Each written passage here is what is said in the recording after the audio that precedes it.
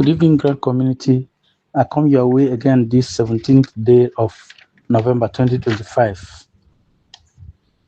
Today is the day 4 of our Life After Disbursement series. We started with the introduction in day 1 where I told you why I had to do this and the need that I felt in my heart. Now, on day 2, we talked about contents versus the container, how you can develop your wealth mentality so that you do not put new wine in old wine skins, like our Lord Jesus Christ said. Now, on day 3, which is yesterday, we talked about safety first, the things you need to do from starting from the first minutes of alert, to remain safe. And here today, we have come to day 4, and what we're going to treat today is what exactly do you want to invest in? When the rain we are expecting lands, what exactly do you want to invest in? Some time ago, I was teaching a group of bankers, and some of them told another person in Igbo, "Nanum na motor business na ego." And I interjected. I said, "It's a lie. Motor business na ego. Motor business na ego means that motor business spends money. The motor business na ego means," I told them, "No, it's a lie.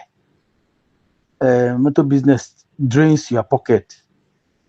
Now, and I calm down to start explaining to them that every business gives money, every business takes money, depending on who is behind it and how the person runs it. So today, we're going to start with what you can invest in. Now, I'm not going to tell you invest in motor business, invest in this one, invest in that one. No, I cannot advise you that. What I can advise you to invest in, when you develop it yourself, you run with it, and then you face anything that comes, since it came from you directly.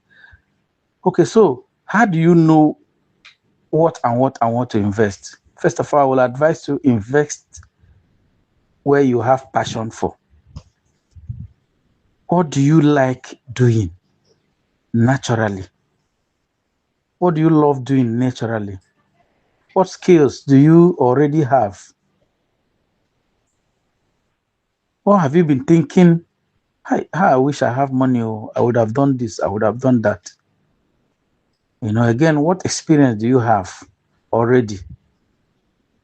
You must have been doing one or two things. Life pushes you here, you go here, you gather one experience. These experiences are not bad. These experiences are not waste. This can guide you. I have a brother who has been involved in block industry work in one way or the other. If he has this money now as a way of side hustle, if he has this money now, I will advise him, not that he must go and do it, but I'll advise him to go for the best block making machine in China. And of course, how if he runs it because of the experiences he has had already, supervising people who mold these blocks, because of the experience he has had, he can go into it full blown with best machines ever. You understand? So that is just that. So look at the areas you have interest in, or you have developed a little skill on, or you have had a little experience in. These are the areas that you might think towards investing in. And again, don't ask people where you should invest in. Another, should you give somebody your money to invest? Nigeria is too tough. That anybody who gets any money, any slightest chance, the person will run with it. And people, like I said, will come and tell you they are gurus here, gurus there. There are no gurus, so they will talk you, and then just to get the money from you. And then you start hearing other stories. So please, these are the areas you have to look around where you need to invest. But then I want to proceed to give you practical tips on how to invest if you have chosen where to invest. Now, tip number one is don't rush. Learn first. Take your time to understand the business. If you don't explain it clearly, if you can't explain it clearly, please don't put your money in there. That is why some people take time and do business proposal, business analysis. In that research, you get ideas, things you have not known before, what competitors are doing. So take your time to understand the business very well, so that you can, even if you close your eyes, you can explain it very well. Like I said before, it could be an area you have had experience in. It makes it easier, but don't take anything for chance. Remember, if it sounds so good to be true, don't go there. If it sounds so good to be true. Okay? Then another tip is that you might need to disguise and learn. Join a company that is into what you want to go into. Learn from them, depending on how much time you have. But I suggest you go and bend down. Don't even let them know your mission. It is only you who know your mission. They might be paying you and be paying you peanuts. No problem. Even from that peanut, give people tips to work in other areas, different departments in that company or in that organization. By that, you will learn a lot of things. How they do this one, how they do this one. Ask questions. Ask questions about this machine. Ask questions everywhere. Know everything about it. These guys, it could work for 1 month, it could be 2 months, 3 months. But remember, all this time, we will still come to that. But then you have fixed your money somewhere where it is safe. And then you have the ones that can just make you comfortable. And you are learning. Nothing beats practical experience. Nothing beats learning. Practical learning. Disguise yourself. Join them. Even if they're not paying you anything or they're paying you little. Just pretend. Give people tips to teach you how they do this in this department. Give another person. Sometimes they will allow you to be doing the job for them and they'll be happy with you. Even without giving them any tip, they'll, this man is doing my job for me. But now only you know your mission. Let me end this one by reminding us of the Igbo apprenticeship system.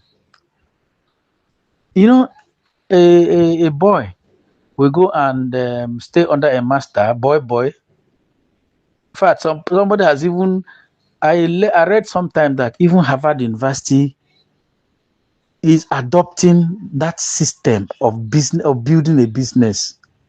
So we don't know what to have.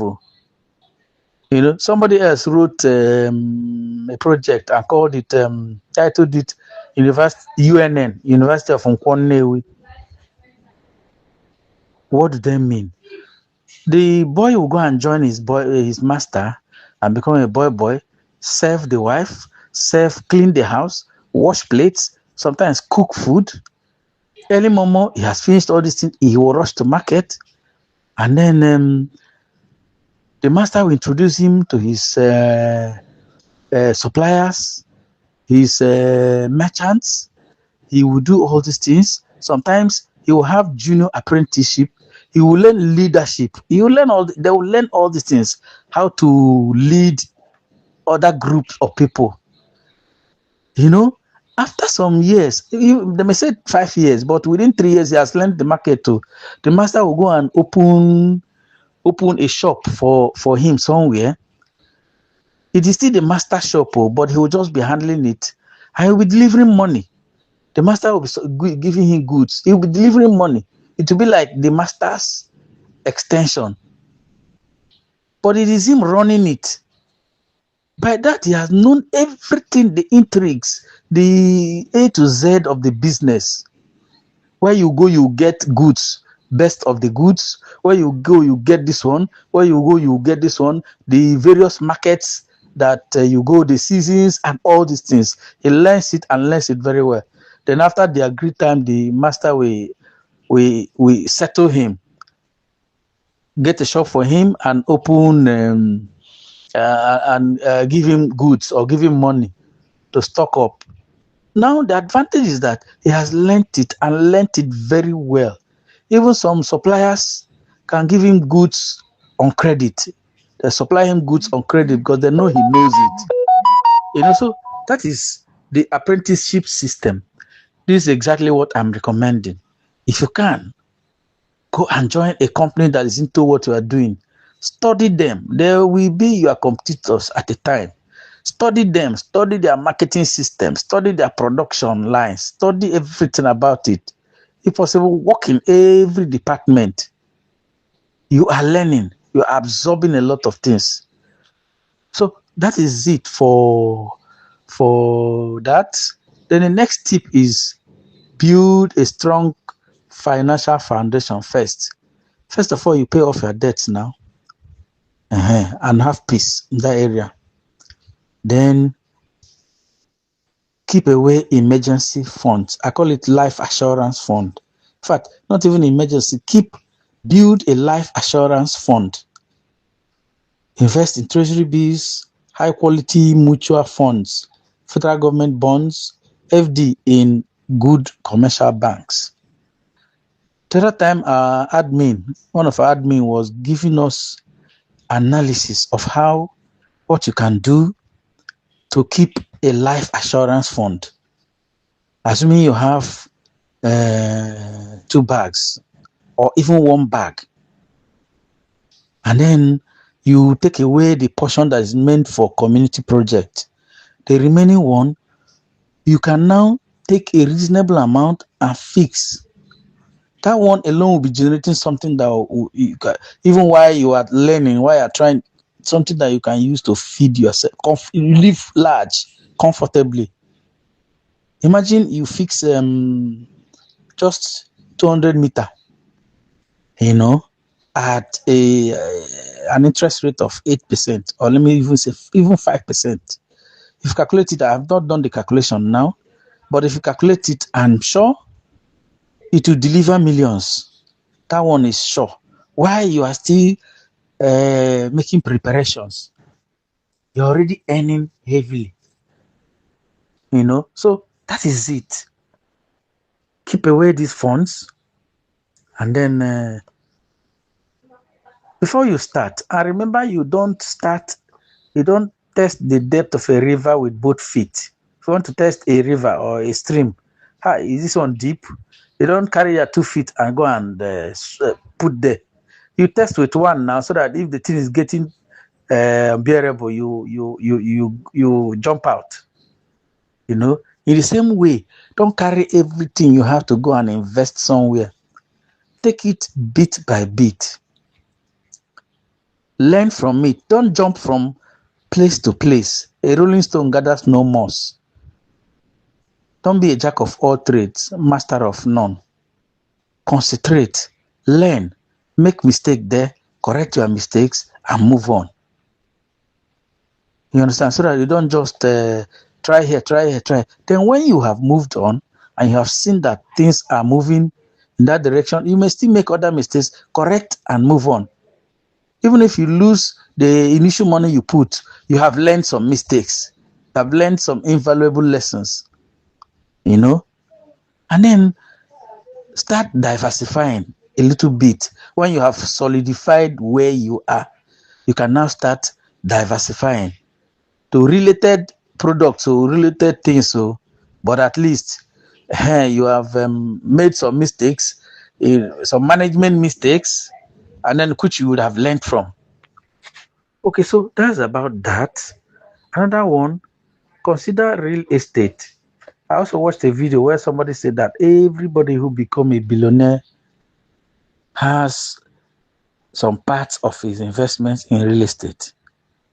Now, in real estate, I want to advise buy prime properties depending on what you have. I already have a prime property in the town where I live. I already know the price. I keep saying when the alert comes, I know the first 10 calls I'm going to make. And by the special grace of God, within the first 1 week, I would have done some reasonable things. But not just prime. You can buy empty lands, especially in places that have high growth potential. You can buy from there, but you can buy from reputable developers.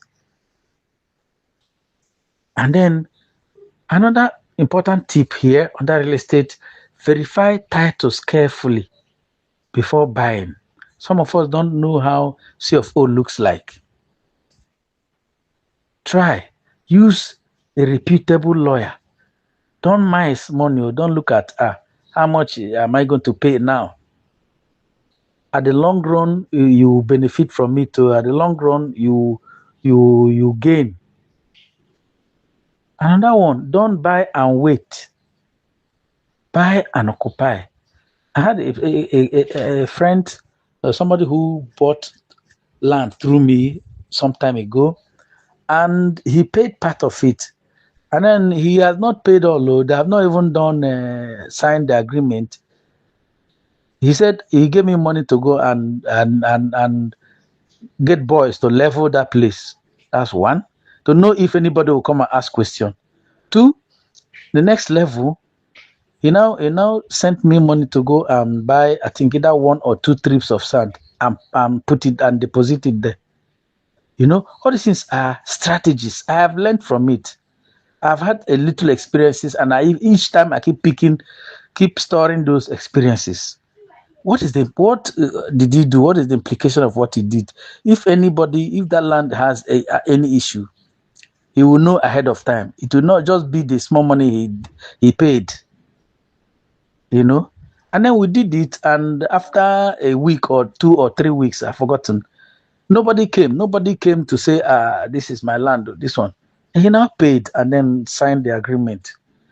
Okay, if they will not allow you to do that, no problem. If you have done all your due diligence, as you are paying, move in immediately. Some people also, even as they are paying, they're signing, assuming they're doing it on the land, a tipper is bringing in sand.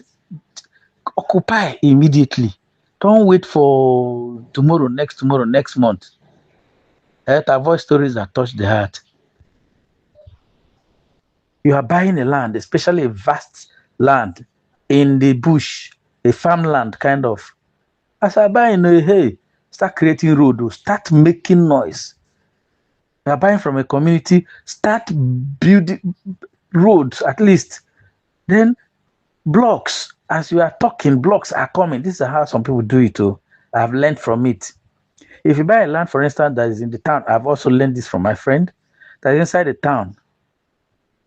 You might need to put something like shop in front immediately. Just do anything to occupy. Don't wait and leave it empty land. And all of there's some places you can't even do it for 3 months. And before you know it, there is wahala. Another person they have resold. Some of us who grew up in Enugu, we know now how it happens at Nike area. Before you know it, they have sold it again, and they'll say, "Come, let's give you another land somewhere, maybe inside." It happens everywhere, not just Nike. It happens everywhere. Sorry for any Nike person that will be listening, but that is what happens now.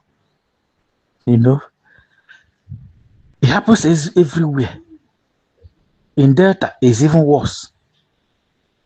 In some place, anyway, let me not just start mentioning names, but then I'm sure you have learned what I said. Okay, then another one that is like it is work with professionals, even in land or in business. Look for licensed financial advisors. It's hard to come by because here everybody claims to be professional, but Look for licensed financial advisors. Look for good lawyers. I said it before, reputable lawyers in terms of land and business deals. Look for a tax consultant. I also mentioned, by January next year, the new tax reforms takes effect.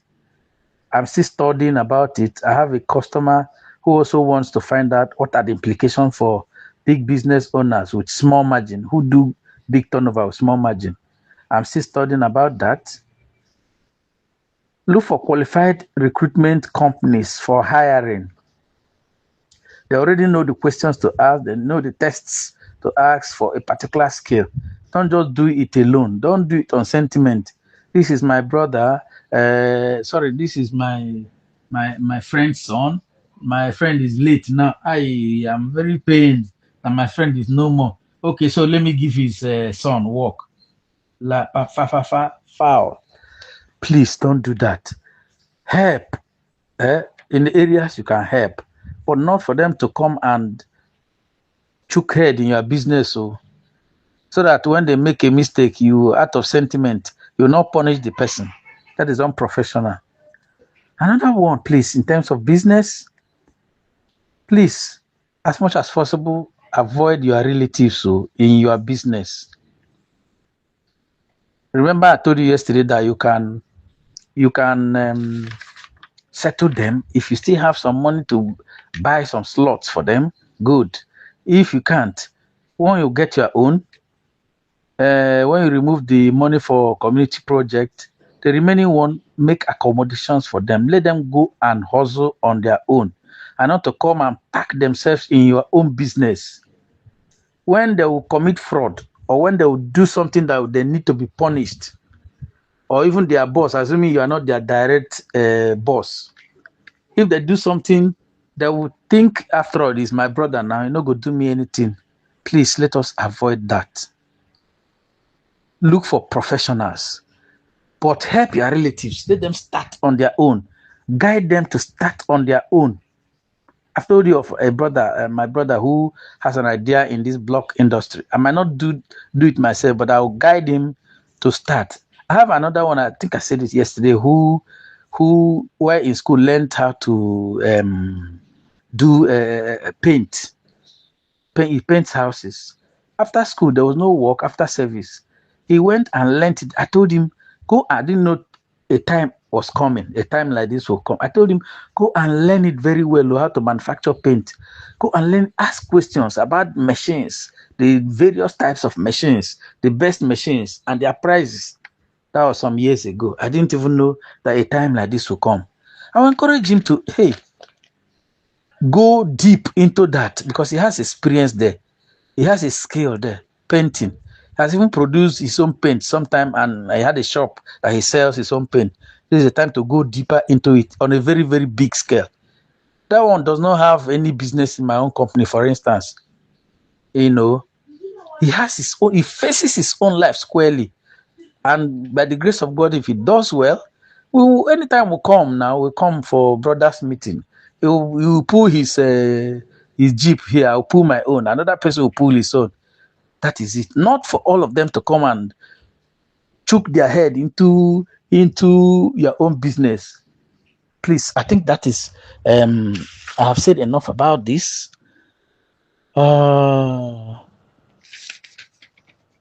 Okay, let me just continue to round up. Think long term. This thing we're saying is generational wealth too. It's not just get rich quick. And I've told you, if it's too good to be true, don't go. If it's a get rich quick, there's something I call ROI, return on investment. If the IOR is huge, watch it.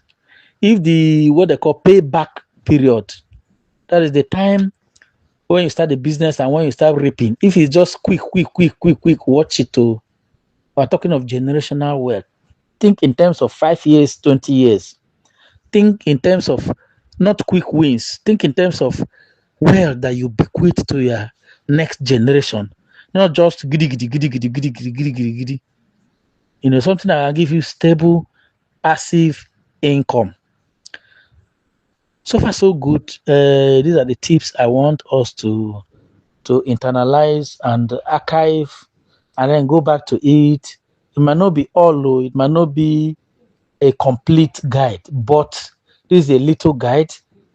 And like I said yesterday and other days, somebody else who has more experience can also do a voice note like this and then share with us. Personally, I will also learn from it. Even if your experience is like just 5 years, I said your 5 years experience might be so touchy that it will change lives. Might be more than my 17 years experience in the bank or my 9 years experience in the field. So this is the thing. Anybody can come up, do your own voice note, share with the admins, and if the admins finds it worthy, we can, he or she can share it on the platform, and people will benefit. You never can tell these little lessons who it will help. So that is it. I want to round up here. Tomorrow we continue. Personally, I don't know now which area I need to go into. Before now I've not be going to work. I was on training, so I had all the time. And then the weekend I had all the time to check out one or two things. But now I've started work. That's why even this one is coming late. But by tomorrow, I'm sure to share something else that will be enriching. Thank you very much for listening. I still remain your anonymous financial advisor. Thank you. God bless you.